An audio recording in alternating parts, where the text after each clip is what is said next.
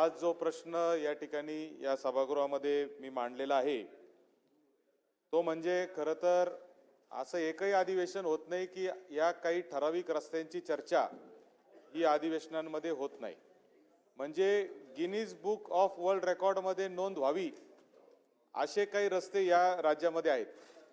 जसं की मुंबई गोवा रस्ता असेल, जसा की आमचा अहिल्यानगर मनमाड रस्ता असेल, जसा की हा जो रस्ता आज मी इथं चर्चा करतोय तो हिंदू हृदय सम्राट बाळासाहेब ठाकरे समृद्धी महामार्गापासून ते मुंबई शहरापर्यंत येणारा जो वडपे ठाणे रस्ता असेल, या रस्त्यांची नोंद ही गिनीज बुक ऑफ वर्ल्ड रेकॉर्डमध्ये झाली पाहिजे। इतके वर्षानुवर्ष याचे उत्तर सरकार देत आहे। कोणत्याही पक्षात सरकार आलं, कोणी मंत्री झालं तरी उत्तर मात्र काय बदलत नाही, वस्तुस्थिती आहे। आणि आज जेचं उत्तर या ठिकाणी मंत्री महोदयांनी मला दिलेलं आहे हे उत्तर 100% दिशाभूल करणारं उत्तर आहे। मंत्री महोदय, याच्यामध्ये तुम्हाला पूर्णपणे चुकीची माहिती देण्यात आलेली आहे।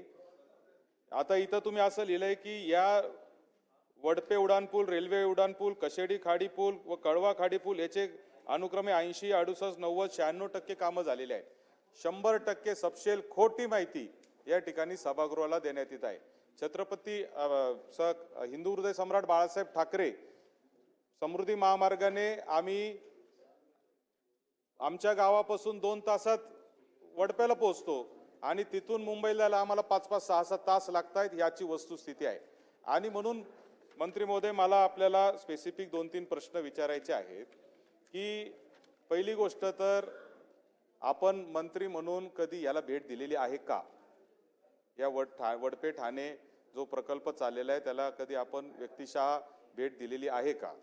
ज्या रस्त्याचा उल्लेख आपण केलेला आहे कशेडीच्या पुलाचा, त्या कशेडीच्या खाडी पुलाचं काम हे MSRDCचेच अधिकाऱ्यांनी आम्हाला दिलेल्या माहितीनुसार 70% झालेलं आहे।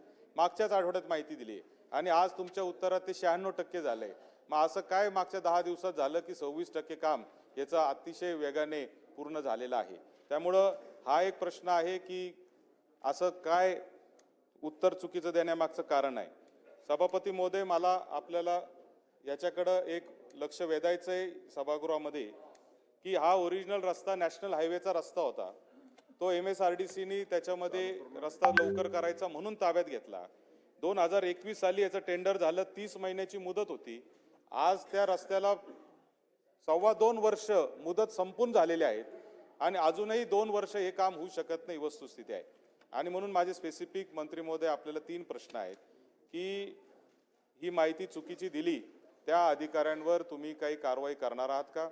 आपण स्वतः व्यक्तिशः या संदर्भात तिथे भेट देऊन त्याची माहिती घेणार आहात का?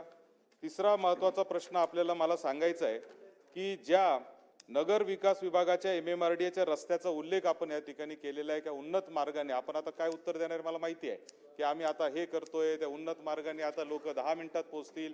अहो, आता जो रस्ता 8 पदरी तुम्ही केलाय त्याच्याच वर आता उन्नत मार्गाचं काम तुम्ही चालू करताय, म्हणजे परत 10 वर्ष लोकांनी ट्रॅफिक जॅम मध्ये अडकायचंय। त्याच्यामुळं हा जो उन्नत मार्ग आहे याला पर्याय म्हणून भुयारी मार्ग किंवा दुसरा कोणता नवीन मार्ग त्या ठिकाणी करून या ठाणे वडपे रस्त्याची ट्रॅफिक जाम न होता तुम्ही काही मार्ग काढणार आहात का? हा माझा तिसरा प्रश्न।